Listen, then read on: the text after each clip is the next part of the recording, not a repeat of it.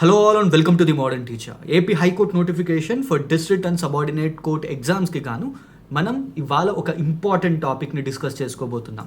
ఈ వీడియోలో మనం నేషనల్ ఎమర్జెన్సీ గురించి డిస్కస్ చేసుకుందాం. So there is a specific reason why I kept this topic. ఎందుకంటే ఈ టాపిక్ నుంచి కంపల్సరీగా క్వశ్చన్ వస్తుంది. Whatever the exam that you are writing, మీరు stenographer, junior assistant, field assistant సెక్షన్కి రాస్తున్నా, రికార్డ్ అసిస్టెంట్ కాపీస్ సెక్షన్కి రాస్తున్నా, it is not a thing. కంపల్సరీగా ఈ ఏరియా నుంచి అయితే ఒక క్వశ్చన్ అయితే కంపల్సరీగా ఉంటుంది. రీజన్ ఏంటంటే this year 2025 marks the 50th anniversary of national emergency which imposed in the year 1975. So అందుకు ఈ ఇయర్ని central government, the union government Samvidhan Hatya Diwas కింద June 25th సంవిధాన్ హత్యా దివస్ కింద అబ్జర్వ్ చేసుకుంది. So that's why this particular national emergency topic will become very very important. మనకి ఆ టైంలో మనం సిలబస్ చూసినట్టయితే సిలబస్లో ఎక్కడ కూడా they didn't mentioned post independence history గురించి అడగలేదు, బట్ పాలిటీ గురించి అడిగారు. సో పాలిటీ గురించి అడిగారు కాబట్టి, కాన్స్టిట్యూషన్ గురించి అడిగారు కాబట్టి ఈ నేషనల్ ఎమర్జెన్సీ అనే టాపిక్ ఇంపార్టెంట్ అవుతుంది మనకి. So the series of events ఈ నేషనల్ ఎమర్జెన్సీ టైంలో ఏం జరిగాయి అన్న దానికి కన్నా మనం అసలు ఈ నేషనల్ ఎమర్జెన్సీ అంటే ఏంటో తెలుసుకోవాలి. ఎగ్జామ్లో కూడా ఆ పాయింట్ ఆఫ్ వ్యూ నుంచే క్వశ్చన్స్ ఉంటాయి. సో ఇది మనం కరెంట్ అఫైర్స్ కింద ఏం గుర్తుపెట్టుకోవాలి, June 25th central government the union government Samvidhan Hatya Diwas కింద అబ్జర్వ్ చేసుకుందని ఈ టాపిక్ మనం గుర్తుపెట్టుకోవాలి, ఈ కాన్సెప్ట్ గుర్తుపెట్టుకోవాలి. సో సంవిధాన్ హత్యా దివస్ అంటే ఏంటి? సంవిధాన్ అంటే కాన్స్టిట్యూషన్, హత్య అంటే murder. So June 25th 1975 national ఎమర్జెన్సీని ప్రొక్లెయిమ్ చేశారు. Who? Fakhruddin Ali Ahmad, who was the president of India at that point of time on the advice of Indira Gandhi and her cabinet. Okay, so Indira Gandhi గారి సిఫార్సు మేరకు ఆ టైంలో ఆయన ఈ national emergency అనే దాన్ని ప్రొక్లెయిమ్ చేశారు. అయితే ఫర్ ద నెక్స్ట్ 2 years 1977 వరకు ఇండియా ఒక డార్క్ ఫేజ్లోకి వెళ్ళింది. So constitution was grossly violated and people were kept behind the bars. Arrest చేశారు, ఇల్లీగల్ అరెస్ట్ చేశారు, and so different kind of activities were happen during that time. So దాని గురించి మనం సపరేట్గా వేరే వీడియోలో తర్వాత డిస్కస్ చేసుకుందాం. కానీ ఎగ్జామ్ పాయింట్ ఆఫ్ వ్యూలో ఈ నేషనల్ ఎమర్జెన్సీ ఏంటో తెలియాలి. సో ఇప్పుడు మనం ఏం చేయబోతున్నామంటే ఒక 10 MCQs తోటి ఈ కాన్స్టిట్యూషన్లో ఈ నేషనల్ ఎమర్జెన్సీ అనే దాని గురించి ఏమేమి మెన్షన్ చేశారనే దాని గురించి డిస్కస్ చేసుకుందాం. Okay, so without any adieu let us start our video. But before that, if you're new to the channel and if you haven't subscribed, please do subscribe. First one is under which article national emergency can be imposed. ఏ article కింద national ఎమర్జెన్సీని విధించవచ్చు? Article 352, article 356, article 358 or article 360. So article 352 deals with national emergency. Okay, article 352 national emergency గురించి చెప్తుంది. Okay, so article 352 is the correct answer. Article 356 deals with president rule. Okay, president rule. Then Article 360 deals with financial emergency. Okay, financial emergency గురించి చెప్పే article ఏంటి? Article 360. And article 358 ఏం చెప్తుంది? Article 358 deals with suspension of article 19. Okay, article 19 right to ఫ్రీడమ్లో ఉన్న కొన్ని ఆ 6 fundamental rights suspend అవుతాయి అన్నమాట during the imposition of national emergency. దాని గురించి చెప్పే ఆర్టికల్ 358. ఓకే, సో దీనికి కరెక్ట్ ఆన్సర్ ఏంటి? Article 352. Now let us move to the next one. Who among the following has the power to proclaim national emergency? ఈ క్రింది వాళ్ళలో ఎవరికి national ఎమర్జెన్సీని ప్రకటించే అధికారం ఉంటుంది? Prime minister of India, parliament, union home affairs minister or president of India. ఇక్కడ proclaim అని అన్నాం. ప్రొక్లేమ్ అని అంటే ఏంటి? The one who gives proper assent. Okay, so కంప్లీట్గా ది అట్మోస్ట్ పవర్ ఎవరికి ఉంటుంది ఇండియాలో? It is president of India. So President of India is the person who will proclaim national emergency. So national emergency ni proclaim chese power President of India ki mattuke undi. Okay, next, in India national emergency can be imposed only on the grounds of. ఇది చాలా చాలా important question. So ఇండియాలో national ఎమర్జెన్సీని ఏ grounds కింద impose చేయొచ్చు అనమాట? At the time of war, external aggression, armed rebellion or all of the above. Answer for this is option D, all of the above. War, ఎప్పుడైతే India ఒక war స్టేట్లోకి వెళ్తుందో, స్టేట్ ఆఫ్ వార్లోకి వెళ్తుందో అప్పుడు నేషనల్ ఎమర్జెన్సీ ఇంపోజ్ చేయొచ్చు. External aggression అంటే ఏంటి? Let me tell you, there is a big difference between war and an external aggression. War ఎప్పుడంటే when two governments when two militaries fight against each other, అప్పుడు మనం దాన్ని war అని అంటాం. For example Indian government or Pakistani government, Indian army and Pakistani army, ఆ రెండింటికి మధ్య face off జరిగింది అనుకోండి, then we call it as war. Okay, అలా కాకుండా Pakistani terrorist if they are attacking India, okay, Pakistani militants, Pakistani ఉగ్రవాదులు వాళ్ళు ఇండియాని అటాక్ చేస్తున్నారు అనుకోండి, it can be termed as external aggression. Okay, and armed rebellion, ఈ రెండింటిని కూడా ఏమంటాం మనం? ఎక్స్టర్నల్ ఎమర్జెన్సీస్ అంటాం. గుర్తుపెట్టుకోవాలి దీన్ని, ఎక్స్టర్నల్ ఎమర్జెన్సీస్. ఓకే, అంటే బయట జరిగే పరిస్థితుల వల్ల ఇండియాలో, బయట జరిగే బార్డర్లో జరిగే పరిస్థితుల వల్ల ఇండియాలో మనం ఎమర్జెన్సీ అనే దాన్ని ఇంపోజ్ చేస్తున్నాం. ఓకే, ఆర్మ్డ్ రెబిలియన్ని మనం ఇంటర్నల్ ఎమర్జెన్సీ అంటాం.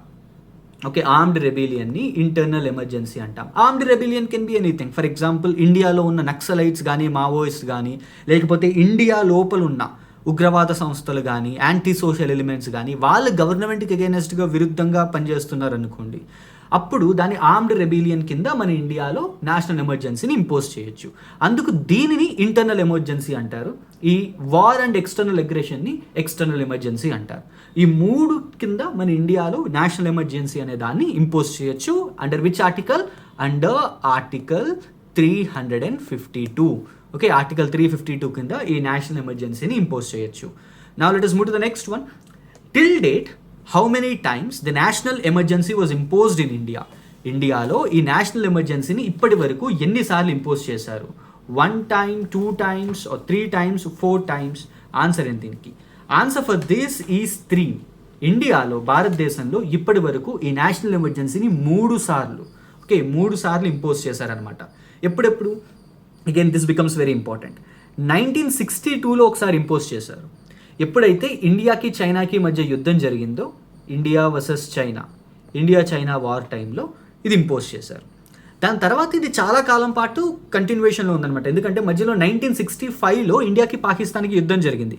ఆ టైంలో కూడా నేషనల్ ఎమర్జెన్సీలోనే ఉంది ఇండియా.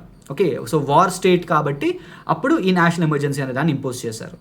దాని తర్వాత మళ్ళీ 1971లో ఎప్పుడైతే ఇండియాకి పాకిస్తాన్కి మధ్య వార్ జరిగిందో, so this is a very famous war, right?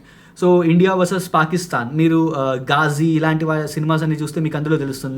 1971లో ఇండియాకి పాకిస్తాన్కి మధ్య యుద్ధం జరిగింది. Okay, so this one. Then in the year 1975, okay, 1975లో బికాస్ ఆఫ్ ఇంటర్నల్ డిస్టర్బెన్సెస్, భారతదేశంలో జరుగుతున్న ఇంటర్నల్ డిస్టర్బెన్సెస్ వల్ల, at the time we were not in war. 1975లో మనం వార్లో లేము. అందుకే 1962లో ఎమర్జెన్సీ ఇంపోజ్ అయినా పీపుల్ వేర్ ఓకే, 1971లో ఎమర్జెన్సీ ఇంపోజ్ అయినా పీపుల్ వేర్ ఓకే. బట్ 1975లో ఎప్పుడైతే ఎమర్జెన్సీ ఇంపోజ్ అయిందో, people they started protesting against government. So గవర్నమెంట్కి అగైనెస్ట్గా ప్రొటెస్ట్ చేయడం స్టార్ట్ చేశారు. ఓకే, సో 1975లో ఇంటర్నల్ డిస్టర్బెన్సెస్ వల్ల, internal, not armed rebellion, internal disturbances, okay, internal disturbances వల్ల ఈ ఎమర్జెన్సీ అనే దాన్ని ఇంపోజ్ చేయొచ్చు అనమాట అప్పట్లో. సో ఇప్పటి వరకు 3 times ఈ నేషనల్ ఎమర్జెన్సీని ఇంపోజ్ చేశారు. ఓకే, సో ఇప్పుడు మీకు ఒక డౌట్ రావచ్చు. వార్ అన్నారు, ఎక్స్టర్నల్ అగ్రెషన్ అని అన్నారు, అండ్ ఆర్మ్డ్ రెబిలియన్ అని అన్నారు. మరి ఈ ఇంటర్నల్ డిస్టర్బెన్సెస్ ఎక్కడి నుంచి వచ్చాయి? ఓకే, ఇంటర్నల్ డిస్టర్బెన్స్ ఎక్కడి నుంచి వచ్చాయి? So now let us look into the next question so that we can get a clarity on this. Which of the following is incorrect regarding national emergency? So national ఎమర్జెన్సీకి సంబంధించి క్రింది వాటిలో సరికానిది ఏది? After 44th constitutional amendment act of 1978, president can impose national emergency only on the return advice of cabinet. ఎప్పుడైతే cabinet మంత్రులు ప్రెసిడెంట్కి return ఫామ్గా వాళ్ళ సబ్మిషన్ ఇస్తారు, ఓకే, ఇండియా ఇప్పుడు ఒక క్లిష్ట పరిస్థితుల్లో ఉంది, బయట వార్ జరుగుతుంది, లేకపోతే ఇండియా లోపల ఆర్మ్డ్ రెబిలియన్ ఉంది, లేకపోతే టెర్రరిస్ట్ యాక్టివిటీస్ పెరుగుతున్నాయి బోర్డర్లో, సో దానివల్ల మనం ఒక నేషనల్ ఎమర్జెన్సీని ఇంపోజ్ చేయాలి అని చెప్పి ప్రెసిడెంట్కి రాతపూర్వకంగా ఇస్తే మటుకే ప్రెసిడెంట్ నేషనల్ ఎమర్జెన్సీని ఇంపోజ్ చేయగలరు అనమాట. This is when after 44th constitutional amendment act of 1978. Okay, so ప్రీవియస్గా ఎలా ఉండేది? ఓన్లీ ఓరల్ అడ్వైజ్ మీద. ఓకే, ఇప్పుడు 1975లో జరిగిన ఈ నేషనల్ ఎమర్జెన్సీ కూడా just oral advice to the ప్రెసిడెంట్కి, ఓకే, నువ్వు నేషనల్ ఎమర్జెన్సీ ఇంపోజ్ చేయాలన్నారు and president imposed it, that's it. కానీ 44th కాన్స్టిట్యూషనల్ అమెండ్మెంట్ యాక్ట్ దీన్ని చేంజ్ చేసిందనమాట. Next, when national emergency is imposed, fundamental rights under Article 19 will be suspended immediately.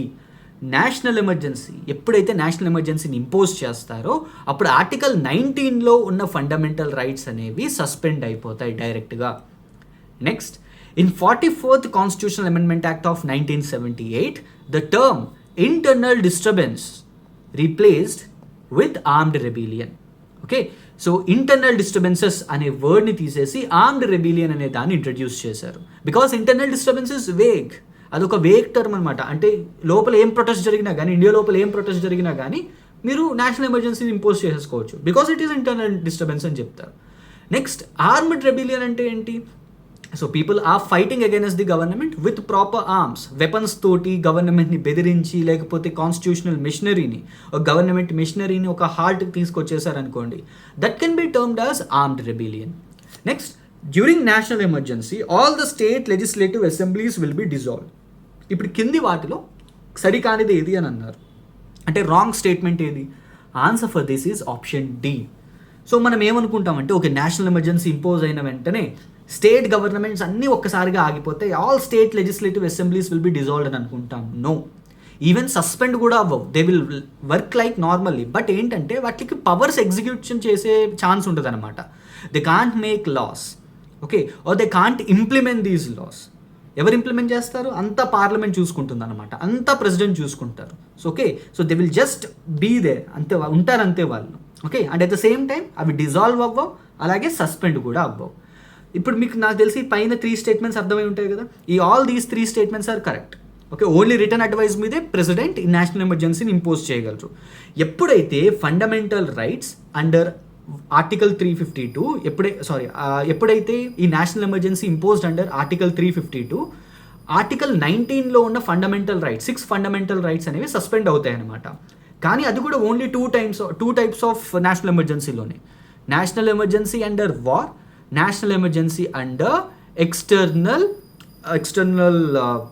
What we discussed, right, external aggression. War and external aggression టైంలోనే ఈ article 19లో ఉన్న fundamental rights అన్ని suspend అవుతాయి డైరెక్ట్గా.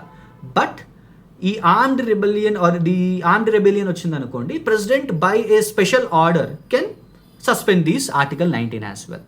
Okay, so this is the thing. Now let us move to the next question. Which of the following is incorrect regarding imposition of national emergency?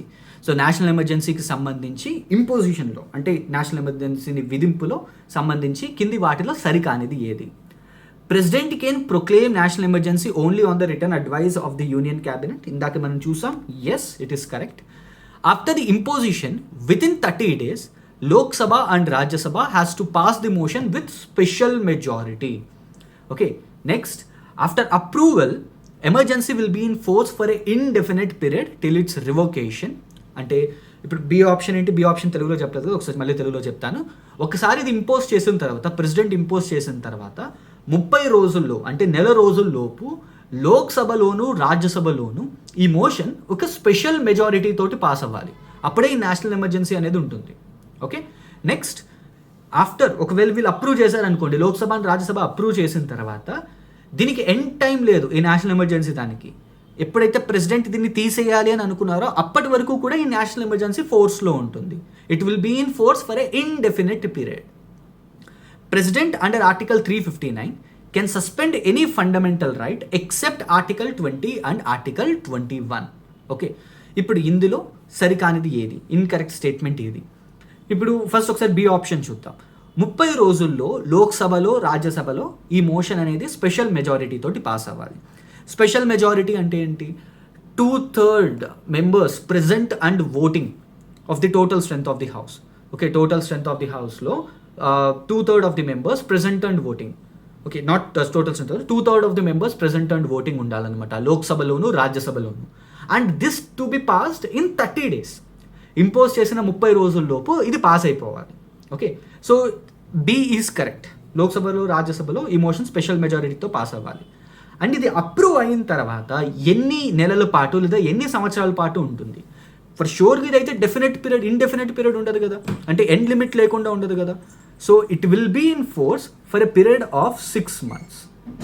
Okay, ఒక 6 months పాటు ఇది ఫోర్స్లో ఉంటుంది. Okay, ఒక 6 months పాటు ఇది ఫోర్స్లో ఉంటుంది. దాని తర్వాత again there is something called periodic parliamentary control. ఈ పీరియాడిక్ పార్లమెంటరీ కంట్రోల్ ఏంటి? మళ్ళీ ఇంకొకసారి పార్లమెంట్ ఇందులో కన్వే అయ్యి మళ్ళీ దీన్ని సేమ్ ఇదే ప్రొసీజర్లో ఇలా ఈ లోక్సభ అండ్ రాజ్యసభ మళ్ళీ స్పెషల్ మెజారిటీ తోటి దీన్ని పాస్ చేశారనుకోండి, మళ్ళీ ఇంకొక 6 months పెంచుకోవచ్చు, మళ్ళీ ఇంకొక 6 months పెంచుకోవచ్చు. అలా they can do it for some n number of years. Okay, అలా ఎన్నిసార్లు కావాలంటే అన్నిసార్లు పెంచుకోవచ్చు, but at a time only 6 months మధ్యకే పెంచుకోగలరు అనమాట. Okay, so it will be in force for a period of 6 months. So 6 months పాటు ఇది ఫోర్స్లో ఉంటుంది. ఓకే, 6 months పాటు ఇది ఫోర్స్లో ఉంటుంది. దాని తర్వాత పార్లమెంట్ కావాలనుకుంటే దీన్ని మళ్ళీ లోక్సభలోను రాజ్యసభలోను మళ్ళీ ఇంకొకసారి మోషన్ ప్రవేశపెట్టి ఇంకొక 6 months ఎక్స్టెండ్ చేసుకోవచ్చు. అలా 6 months కింద ఎక్స్టెండ్ చేసుకోవచ్చు. Next, president under article 359 can suspend any fundamental right except article 20 and 21. Yes, again this is correct. President can suspend any fundamental right except Article 20, protection that is available at the time of convictions. Okay, arrest చేసినప్పుడు ఏవైతే fundamental rights ఉంటాయో ఆ fundamental rights and again under article 21లో ఉన్న right to life అనే fundamental right తప్ప ఏ fundamental రైట్నైనా ప్రెసిడెంట్ సస్పెండ్ చేయొచ్చు అనమాట under article 359. Let's look into the next question. Identify the incorrect statement regarding centre state relation during national emergency. ఎప్పుడైతే national ఎమర్జెన్సీని ఇంపోజ్ చేస్తారో స్టేట్ గవర్నమెంట్స్కి కొంత పవర్ పోతుందన్నమాట. బికాస్ ఇట్ విల్ బికమ్ మొత్తం ఇండియా అంతా కూడా ఒక యూనిటరీ ఫార్మ్ ఆఫ్ గవర్నమెంట్ కింద మారుతుంది. Centre will become more powerful.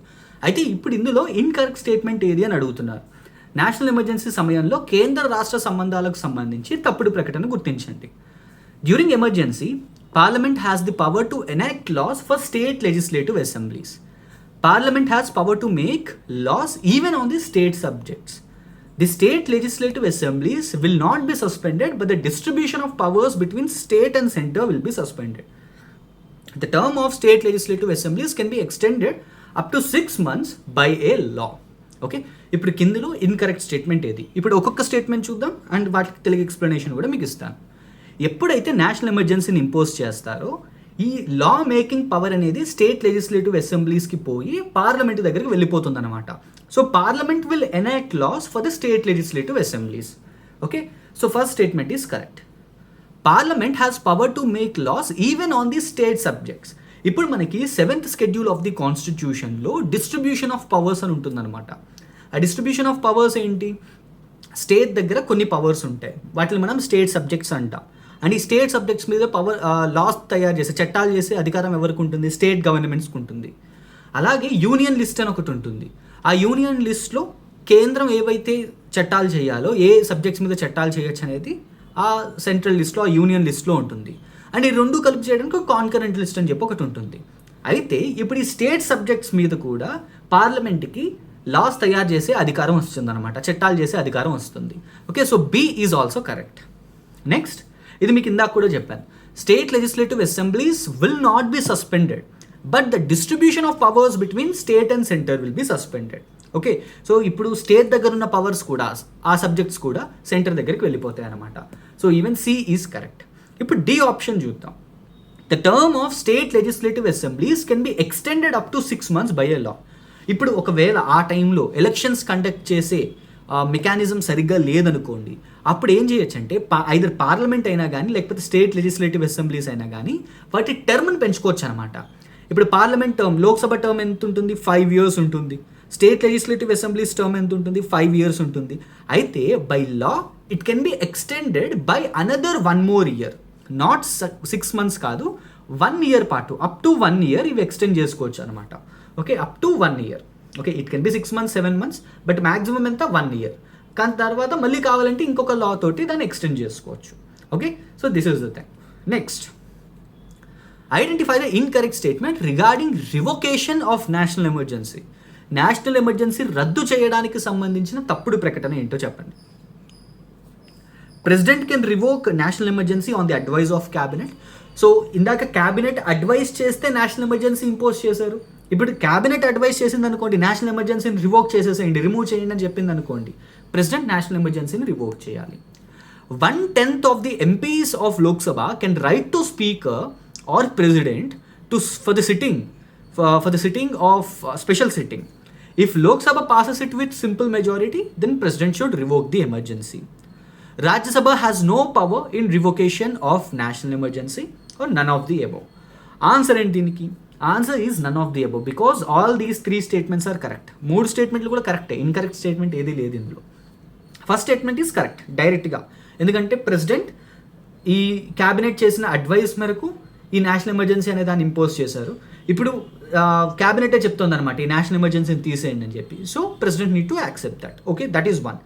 Second ఏంటి, ఇంకో కండిషన్ ఏంటి, ఒకవేళ 1/10 of the MPs, okay, member of parliaments, ఇందులో లోక్సభలో ఉన్న ఎంపీస్ మటుకే 1/10 ఆఫ్ ది లోక్సభ ఎంపీస్ ఒకవేళ అప్పుడు సెషన్లో ఉందనుకోండి, పార్లమెంట్ సెషన్లో ఉంది, whether it is like winter session అవ్వచ్చు, లేకపోతే మాన్సూన్ సెషన్ అవ్వచ్చు, లేకపోతే బడ్జెట్ సెషన్ అవ్వచ్చు. సో ఇలా ఏదో ఒక సెషన్లో ఉందనుకుందాం. అండ్ ఆ సెషన్ టైంలో, ఆ స్పెసిఫిక్ సెషన్ టైంలో స్పీకర్కి 1/10 ఆఫ్ ది ఎంపీస్ ఇచ్చారనుకోండి రిటర్న్ సబ్మిషన్, ఇప్పుడు నేషనల్ ఎమర్జెన్సీకి సంబంధించి ఒక స్పెషల్ సిట్టింగ్ కండక్ట్ చేయండి అని చెప్పి. ఓకే, ఆర్ ఒకవేళ అప్పుడు పార్లమెంట్ సెషన్లో లేదనుకోండి, ఆ అప్రూవల్, ఆ 1/10 ఆఫ్ ది మెంబర్స్ ఆ మోషన్ని తీసుకెళ్ళి ఎవరికి ఇవ్వాలి, ప్రెసిడెంట్కి ఇవ్వాలి. అప్పుడు ఒక స్పెషల్ సిట్టింగ్ కండక్ట్ చేస్తారనమాట. ఆ స్పెషల్ సిట్టింగ్ దేనికోసం, నేషనల్ ఎమర్జెన్సీ రివొకేషన్ కోసం. And Lok Sabha with simple majority సరిపోతుంది దీనికి. ఇందాక మనకి ఇంప్లిమెంటేషన్కి ఎంత స్పెషల్ మెజారిటీ కావాలి, 2/3 of the members present and voting. Okay, 2/3 of the members present and voting కావాలి, కానీ దీనికి అంతమంది అవసరం లే, సింపుల్ మెజారిటీ సరిపోతుంది అనమాట. More than half of the members, ఆ రోజు ప్రెజెంట్ అయిన వాళ్ళు more than half of the members accept చేస్తే సరిపోతుంది.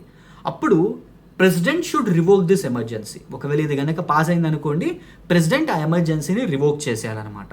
ఓకే, అండ్ దీంట్లో ఇది ఓన్లీ లోక్సభకి మట్టుకే ఉన్న ఒక స్పెషల్ పవర్ అనమాట. రాజ్యసభకి ఎటువంటి పవర్ లేదు ఇలాంటి నేషనల్ ఎమర్జెన్సీ రివొకేషన్కి సంబంధించి.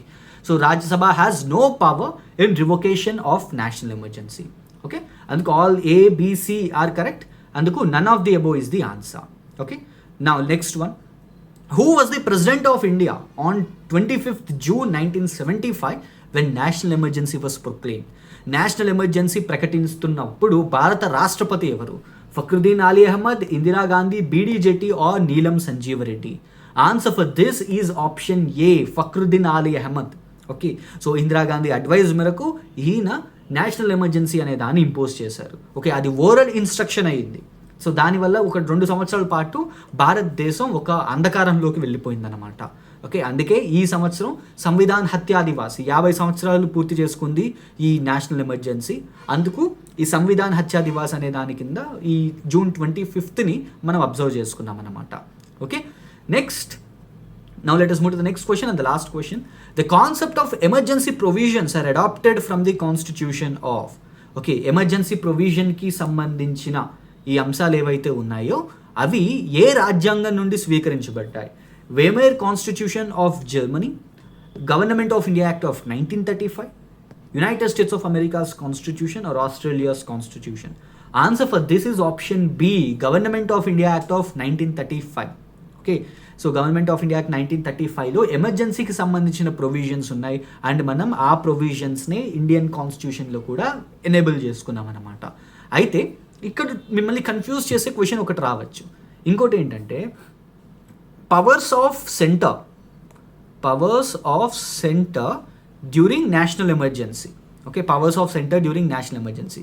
ఆర్ నెక్స్ట్ ఇంకోటి suspension of fundamental rights during national emergency. ఈ 2 కాన్సెప్ట్స్ని మనం వేమేర్ కాన్స్టిట్యూషన్ ఆఫ్ జర్మనీ నుంచి తీసుకున్నాం. Okay, centre powers during national emergency or suspension of fundamental rights during national emergency. ఈ రెండింటిని కూడా మనం వేమేర్ కాన్స్టిట్యూషన్ నుంచి తీసుకున్నాం అనమాట. ఓకే, సో ఈ వీడియోలో మనం 10 ఇంపార్టెంట్ క్వశ్చన్స్ డిస్కస్ చేసుకున్నాం రిలేటెడ్ టు నేషనల్ ఎమర్జెన్సీ. మనం జస్ట్ క్వశ్చన్స్ ఒకటే డిస్కస్ చేసుకోలేదు, నేషనల్ ఎమర్జెన్సీకి సంబంధించిన ఎంటైర్ కాన్సెప్ట్ని ఈ 10 క్వశ్చన్స్ ద్వారా మనం కవర్ చేసాం. అండ్ ఈ ఏరియాలో నుంచి కంపల్సరీగా ఒక క్వశ్చన్ ఉంటుంది. So keep more focus on this particular topic. Signing off, your modern teacher.